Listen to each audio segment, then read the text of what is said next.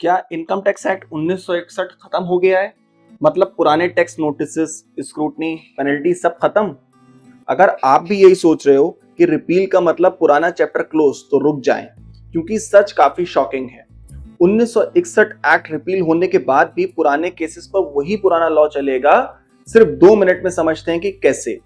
दोस्तों, एक बहुत बड़ा कंफ्यूजन चल रहा है। इनकम टैक्स एक्ट 1961 रिपील हो गया तो पुराने नोटिस और टैक्स मैटर्स का क्या होगा? तो सिंपल लैंग्वेज में समझो। सबसे पहले रिपील का मतलब क्या होता है? पुराना लॉ रिप्लेस हो गया, लेकिन यहाँ एक ट्विस्ट है। सेक्शन 536 जो कि रिपील्स एंड सेविंग्स की बात करता है, तो इस क्लॉज के अंदर क्या बताया गया है? सेविंग्स का मतलब पुरानी चीजों को बचाना। अब इसका प्रैक्टिकल मीनिंग समझते हैं कि क्या है। मान लो आपको असेसमेंट ईयर 2025-26 का स्क्रूटनी केस चल रहा है, या रीअसेसमेंट नोटिस 2027 में आता है। आप सोचोगे सर 1961 एक्ट तो अब खत्म हो चुका है, लेकिन इनकम टैक्स डिपार्टमेंट बोलेगा नहीं बॉस, पुराने साल के लिए पुराना लॉ ही चलेगा। यानी अगर 1 अप्रैल 2026 से पहले का केस है तो फिर आपका स्क्रूटनी पुराने लॉ से होगा, रीअसेसमेंट भी पुराने लॉ से होगा, पेनल्टी प्रोसीडिंग्स भी पुराने लॉ से चलेंगी, अपील भी पुराने लॉ से चलेगी, रिफंड प्रोसीडिंग्स भी अगर इंटरेस्ट है तो वो भी पुराने लॉ से ही चलेगा।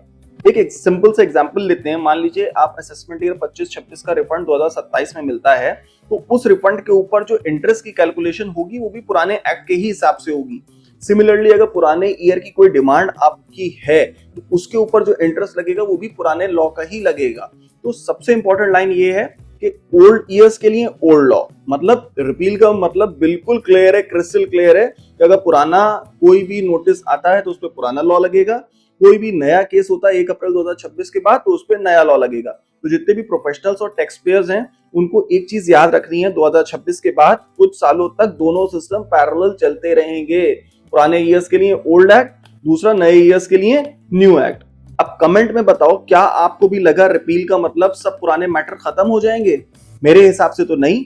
क्यों? क्योंकि पुराने टैक्स लॉ के हिसाब से पुराने मैटर्स चलेंगे 1 अप्रैल 26 से पहले के, और नए टैक्स लॉ के हिसाब से नए चलेंगे।